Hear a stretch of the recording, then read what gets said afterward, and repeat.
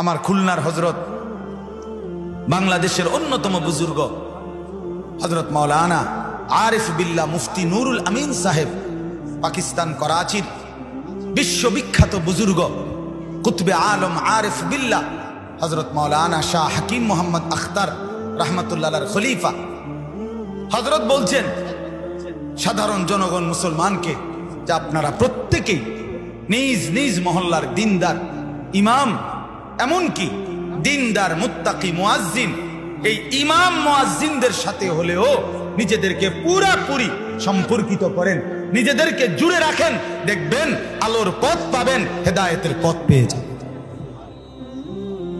নিজেকে পৃথক ভাববেন, নিজেকে মুস্তাকিল ভাববেন। আমার মোবাইল আছে, আমার ফেসবুক আছে, আমার কাছে অ্যাপস আছে, আমার কাছে বাংলা বই আছে। না বন্ধু, জীবন্ত কোনো আলেমের সাথে, জীবিত কোনো ওলামায়ে কেরামের সাথে নিজেদেরকে জুড়ে রাখবেন। বলেন ইনশাআল্লাহ, বলেন ইনশাআল্লাহ। এটা আমার অনুরোধ। আজ এই জামানায় আইসা, আজকে এই সময়ে আইসা সারা পৃথিবীব্যাপী, সারা বিশেষ করে আমাদের এই ভারতীয় উপমহাদেশে আমাদের প্রিয় নবী সাল্লাল্লাহু আলাইহি সাল্লামকে নিয়ে দুই ভাবে ষড়যন্ত্র হইছে। এক, নবীর বিকল্প ভণ্ড নবী দাঁড় করাইয়া, আরেক নবী সাল্লাল্লাহু আলাইহি ওয়াসাল্লামের ভালোবাসা আর মহব্বতের নামে ভ্রান্ত আকীদা উম্মতের মধ্যে ঢুকানোর মাধ্যমে। দুই নাম্বার, আমাদের এই ভারতীয় উপমহাদেশে রাসূলুল্লাহ সাল্লাল্লাহু আলাইহি সাল্লামের সাহাবায়ে কেরামের বিরুদ্ধে আপনার উম্মতকে বিভ্রান্ত করা, ষড়যন্ত্র করা, উম্মতকে বিচ্ছিন্ন করা, এইটার ষড়যন্ত্র দীর্ঘদিন ধরে চলছে, এখনো চলতেছে। এই সর্বশেষ আইসা বর্তমানের সবচেয়ে বড় ফিতনার নাম হলো উম্মতকে ওলামায়ে কেরাম থেকে বিচ্ছিন্ন করার ষড়যন্ত্র। দয়া করে এই ফাঁদে পা দিবেন না, দয়া করে আল্লাহর ওয়াস্তে। এই বন্ধু বলে গেলাম, রাখাল থেকে বকরি আলাদা হয়েন না। বকরি যদি রাখাল থেকে আলাদা হয়ে যায়, বকরি দল ছুট হয়ে গেলে, রাখাল থেকে ছুটে গেলে মুশকিল হবে, পথ হারিয়ে যাবে। হাকিমুল উম্মত মুজাদ্দিদুল মিল্লাত হযরত মাওলানা শাহ আশরাফ আলী থানভী রাহমাতুল্লাহ আলাইহি বলেন যে মুস্তাকিল বিজ্জাত ও মুস্তাকিল বজ্জাত। যে নিজেকে মনে করে মুস্তাকিল বিজ্জাত, স্বয়ং সম্পূর্ণ, আমার কাছেই সব আছে, তিনি বলেন, হাকিমুল উম্মত বলেন, এটা একটা মুস্তাকিল বজ্জাত, এটা বজ্জাত, ও মুস্তাকিল বজ্জাত। এজন্য দয়া করে প্রত্যেকের কাছে অনুরোধ, আইম্মায়ে কেরাম, উলামায়ে কেরামের সাথে সম্পর্ক রাখবেন পুরাপুরি দিল থেকে। নিজেদের ঈমান, আমল, নিজেদের আখলাক, নিজেদের পুরা জিন্দেগি গঠনের জন্য বারবার বারবার সরাসরি জীবিত সচক্ষে সামনাসামনি উলামায়ে কেরাম থেকে দিন শিখবেন, দিন বুঝবেন, ইনশাআল্লাহ বরকত পাবেন, দুনিয়াও সুন্দর হবে, আখিরাতও সুন্দর। চেষ্টা করবেন তো ইনশাআল্লাহ। আল্লাহ তাআলা আমাদেরকে যেই দোয়া বারবার পড়ায় আমাদের জবান দিয়ে, সেই ফজর থেকে রাত এশা পর্যন্ত ফরজ নামাজ, ওয়াজিব নামাজ, নফল নামাজ, সূরা ফাতিহা, ইহদিনাস সিরাতাল মুস্তাকিম, আল্লাহ আপনি আমাকে সরল সঠিক পথ দেখান, এই এক বাক্য কতবার আমগর মুখ দিয়ে উচ্চারণ করায়। এটার সাথে আল্লাহ বলছে, বান্দা দোয়াটা এভাবে করো যে আল্লাহ আপনি আমাকে সরল পথ দেখান।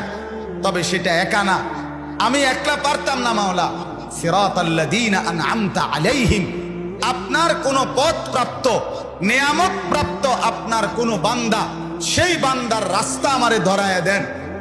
আমার সামনে যেন আপনার প্রিয় কোনো পাত্র, আপনার পছন্দের মনোনীত হেদায়েত প্রাপ্ত হকের উপরে চলা এমন কোন বান্দা আপনি আমার সামনে দিয়ে দেন, সেই পথ ধরে তার পিছনে চলে চলে আমি জান্নাত পেয়ে যাব, আপনাকে পেয়ে যাব।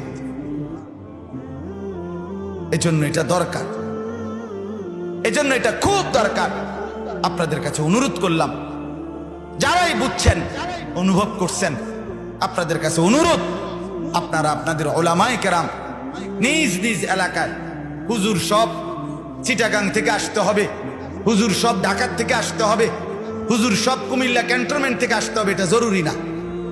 ওয়ালিকুল্লি কওমিন হাদ, আল্লাহ তাআলা কোরআনে বলছে প্রত্যেক কওমের জন্য আল্লাহ তাআলা পথ প্রদর্শক রেখেছেন।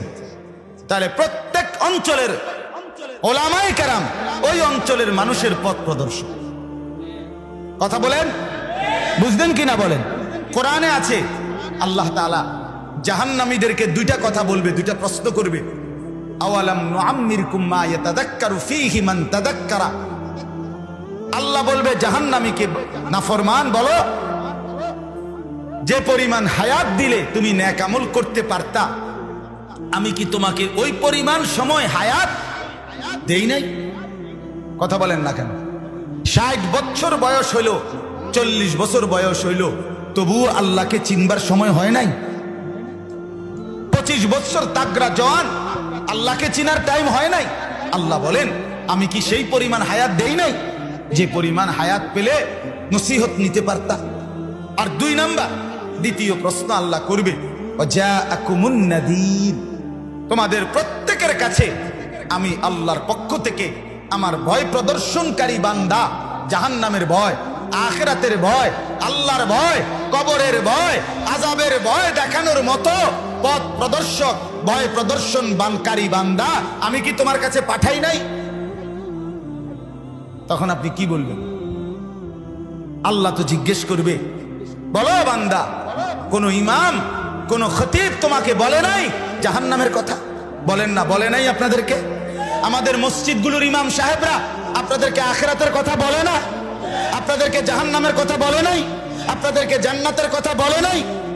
তাইলে আল্লাহ বলেন আমি প্রত্যেকের কাছে নাজির পাঠিয়েছি, ভয় প্রদর্শনকারী পাঠিয়েছি। এই আয়াতের তাফসীরের আলোকে এ কথা স্পষ্ট, প্রত্যেক অঞ্চলের যারা ইমাম, প্রত্যেক অঞ্চলের যারা উলামায়ে কেরাম, তারা ওই অঞ্চলের নাজির, ওই অঞ্চলের মানুষের জন্য আল্লাহর পক্ষ থেকে ভয় প্রদর্শনকারী বান্দা। এজন্য দয়া করে নিজ নিজ উলামায়ে কেরামকে কদর করুন। বলেন ইনশাআল্লাহ, বলেন ইনশাআল্লাহ, তাহলে উপকৃত হবেন। আমি নিজের চোখে দেখছি, আমার খুলনার হযরত, গত মাসে আমি হযরতের সাথে যশোর সফর করছি। হযরত বয়ান করতেছেন মসজিদে, মাগরিব বাদ, মসজিদের ইমাম সাহেবরে হযরত সামনে বসাইয়া মসজিদের মুসল্লি বললেন যে আপনারা এই মসজিদের মুসল্লি কারা কারা? তো সবাই হাত তুলছে যারা, বলছে আপনাদের এই ইমাম আল্লাহওয়ালা, আমি সাক্ষী দিলাম আপনারা এখন তার কাছ থেকে দিন শিখবেন, কোরআন সুন্নাহ শিখবেন, এলেম আমল মাসাইল শিখবেন, এই ওয়াদা, এই বায়াত এখন করেন। সভাপতি সাহেবরে বলছে আমনে 1 নম্বরে, আমনে হাত দেন। সবাই হুজুরের, ইমাম সাহেব হুজুরের হাতে, হযরতের সামনে আমরাও বসা, ওই ইমাম সাহেবের হাতে সবাই বায়াত হয়েছে। হযরত বলছেন যে এটা জরুরি, আজকে উম্মতকে ষড়যন্ত্র চলতেছে, ষড়যন্ত্র। নামাজ পড়ে ইমামের পিছনে বাইর হইয়া বলে যে ইমাম বোঝে না, অপদার্থ, তুই তাহলে এখানে ইমামের পিছনে দাঁড়াইলি কেন? তুই তোর বাপের লাগে, যার লাগে তোর পছন্দ হয়, তুই তার লাগে না গিয়ে দাঁড়াইবি বেটা, তুই দাঁড়াইলি কেন ইমাম সাহেবের পিছনে? কথা বলেন না কেন? ইমাম সাহেব সহিহ হাদিস জানে না, তো তুই জানো, তো তুই ইমাম হও না কেন? তুমি ইমাম হও না কেন? আশ্চর্য, এত বড় জালেম মানুষ হয় কেন? আমি যার পেছনে নামাজ পড়ছি, সালাম ফিরাইয়া তুমি তার ব্যাপারে মন্তব্য করছো, বেটা জানে না।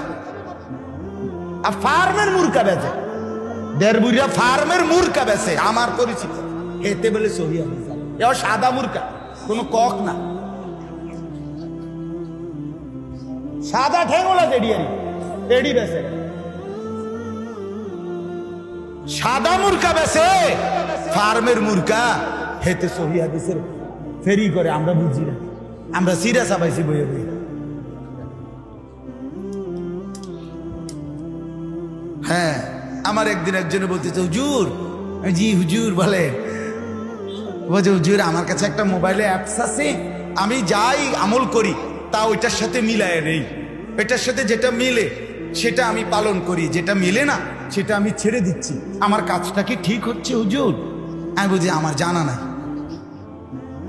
হুজুর আপনি কি রাগ করলেন? আমি না রাগও করি নাই, রাগও করি নাই। বলছে তো কিছু বলবেন না, আমার কাজটা কি ঠিক হচ্ছে? আমি বলি না, আপনি যেহেতু সিদ্ধান্তই নিছেন মোবাইলের অ্যাপস থেকেই আপনি শিখবেন, ওইখান থেকেই যেটা পাবেন যে করবেন, যেটা পাবেন না করবেন। এখন আমি যদি কিছু বলি মাঝখান দিয়ে, আমিও তো একজন হুজুর, তো আপনি তো সিদ্ধান্তই নিছেন কোনো আলেম থেকে কিছু জিগাইবেন না, তো আর আমারে জিগাই এলাম কি? আমি তো এই হুজুরদেরই অংশ, আমি তো কোনো অ্যাপস না, আমি হুজুর। কথা বলেন না কেন? তাহলে আপনি যেহেতু সিদ্ধান্তই নিছেন হুজুরের লগে আপনি নাই, তো আপনি অ্যাপসের লগে থান, সুবিধা কি? আল্লাহ আমাদেরকে বুঝার তৌফিক দান করে। এই জন্য আমি এই প্রসঙ্গ আর লম্বা করলাম না। আমার কথা একটাই, বুঝাইতে পারছি আর না পারছি, আমার হৃদয়ের আবেগ হলো এই কথা। আমার নওজোয়ান সাথীরা, প্রত্যেকের কাছে আমার অনুরোধ, দোস্ত, প্রিয় ভাই, বন্ধু, অবশ্যই হক্কানি, রব্বানি, মুত্তাকি, আল্লাহওয়ালা জীবিত কোন আলেমের সাথে সশরীরে সম্পর্ক করার চেষ্টা করবেন। বলেন ইনশাআল্লাহ, বলেন ইনশাআল্লাহ। আল্লাহ তৌফিক দান করেন। কোরআনুল কারীমের মধ্যে আছে, আরে আল্লাহর কোরআনে আছে, ইমাম যারা, ইমাম রব্বুল আলামিন বলে, ওয়া নুরিদু আন নামুন্না আলাল্লাযীনা ইসতুদঈফু ফিল আরদি ওয়া নাজআলুহুম আইম্মাতান। কোরআনের আয়াত, আল্লাহ বলে, জমিনের মধ্যে তোমরা যাদেরকে দুর্বল মনে করছিলে, আমি আল্লাহ তাদেরকে ইমাম বানিয়ে দিলাম। তুমি মনে করছো দুর্বল, না, সে দুর্বল না, সে আমার পক্ষ থেকে মনোনীত ইমাম। কোরআনের আয়াত কি না? ইমাম, ইমাম বানিয়ে দিলাম, ইমাম বানিয়ে দিলাম। সূরা আস-সাজদার মধ্যে আছে, ওয়াজআলনাহুম আইম্মাতান ইয়াহদুনা বিআমরিনা লাম্মা সাবারু। আল্লাহ বলেন, আমি তাদেরকে ইমাম বানালাম, তারা আমার দিক নির্দেশনা, আদেশ মতেই উম্মতের হেদায়েত, রাহনুমাই, রাহবারি করছে। সুবহানাল্লাহ। এই জন্য ইমামকে কদর করা চাই, ইমামকে কদর করা চাই, ইমামকে কদর করা চাই। ওই নর্থ বেঙ্গলতে হুজুর আইলে, আমার পরিষ্কার কথা, খোদার কসম, আপনাদের এই ইন্তেজামের কাউকে খুশি করার জন্য না, এটা আমার হৃদয়ের কথা, যে দূর থেকে কোন হুজুরের কপালে জুটে 50,000 টাকা, কিন্তু নিজ এলাকার মসজিদের ইমাম সাহেবের কপালে জোটে না ওই মাহফিলের দিন 200 টাকা। এটা জুলুম আর অন্যায় ছাড়া আর কিচ্ছু হইতে পারে না। আল্লাহর কসম, এটা আমি দিন থেকে বলি, এটা জুলুম, এটা জুলুম, এটা জুলুম, এটা জুলুম ছাড়া আর কিচ্ছু।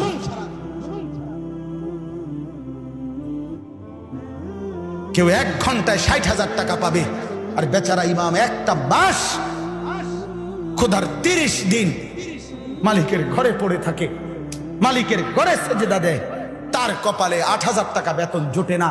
মুসলমান, এর জন্য আল্লাহর কাছে জবাবদিহি করতে হবে, কোনো সন্দেহ নেই, কোনো সন্দেহ নেই, আল্লাহর কাছে জবাবদিহি করতে হবে।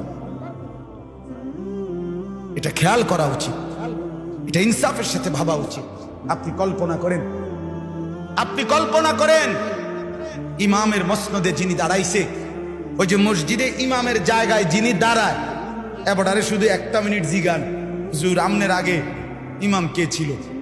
উনি আরেকজন ইমাম সাহেবের নাম বলবেন, তো উনার আগে আরেকজন, এভাবে যদি ধারাবাহিক পিছন দিকে যায়, ইমামের নাম বলতে থাকে, তাহলে যেতে যেতে একদিন একজন বলবে, আমার আগে ইমাম ছিল সৈয়দুনা হযরত আলী রাদিয়াল্লাহু তাআলা। এবার আলীকে জিজ্ঞেস করেন, আলী, আপনার আগে ইমাম কে ছিল? তিনি বলবেন, আমিরুল মুমিনিন সৈয়দুনা ওসমান ইবনে আফফান, তিনি ইমাম ছিলেন। এবার ওসমানকে বলেন, আপনার আগে ইমাম কে ছিল? তিনি বলবে, আমিরুল মুমিনিন সৈয়দুনা ওমর ইবনে খাত্তাব রাদিয়াল্লাহু তাআলা আনহু। এবার ওমরকে বলেন, আপনার আগে ইমাম কে ছিল? ওমর বলবে, আমার আগে ইমাম ছিল আমিরুল মুমিনিন সৈয়দুনা আবু বকর সিদ্দিক রাদিয়াল্লাহু তাআলা আনহু। এবার আবু বকর সিদ্দিককে বলেন, প্রিয় বন্ধু, এবার আবু বকরকে বলেন, আবু বকর, আপনার আগে ইমামের এই জায়গায় কে দাঁড়াচ্ছে? আবু বকর কি বলবে? কার নাম বলবে? ইমামুল আম্বিয়া, ইমামুল আতকিয়া, নবিউল আম্বিয়া, মুসাদ্দিকুল আম্বিয়া, মুসাদ্দিকুর রাসূল, নবী দো জাহান, নবী দো শাহান, নবী দো আলম মুহাম্মাদুর রাসূলুল্লাহ সাল্লাল্লাহু আলাইহি ওয়াসাল্লাম। এবার ভাবছেন এটা সেই জায়গা যে জায়গায় ইতিপূর্বে সরদারে দো আলম রাসূলুল্লাহ সাল্লাল্লাহু আলাইহি ওয়াসাল্লাম দাঁড়িয়েছে। সেই জায়গায় 1450 বছর পরে তিনি দাঁড়িয়েছেন, আপনি দাঁড়াচ্ছেন। খামখেয়ালি কথা। আল্লাহ তাআলা আমাদেরকে উলামায়ে কেরাম, আইম্মায়ে কেরামকে কদর করার তৌফিক দান করেন। আফসোসের বিষয়, মসজিদগুলোতে জুমার নামাজের দিন বয়ান হয়, উম্মতের ইমামরা কষ্ট করে বয়ান করে, সামনের কাতারে মুসল্লিরা, বুড়া মিয়ারা যতক্ষণ এই হুজুরের ওয়াজ শুরু, জুমার বয়ান, এবার এই যে গাড় ফালাইয়া এই যে জুরানি দিল, হুজুরের ওয়াজ যতক্ষণ জেডার জুরানি এতক্ষণ। যখনই হুজুরের ওয়াজ শেষ, ইমাম সাহেবের বয়ান, এবার জুরানি শেষ। এবার জি গেবেন কাকা আর জুরাইতেন না? কব আমি জুরাইলাম হইলে, কিন্তু হুজুর তো ওয়াজ বন্ধ করে দিচ্ছে। হুজুরে কোন ওয়াজ চালু রাখতে আমার ঘুম চাই না।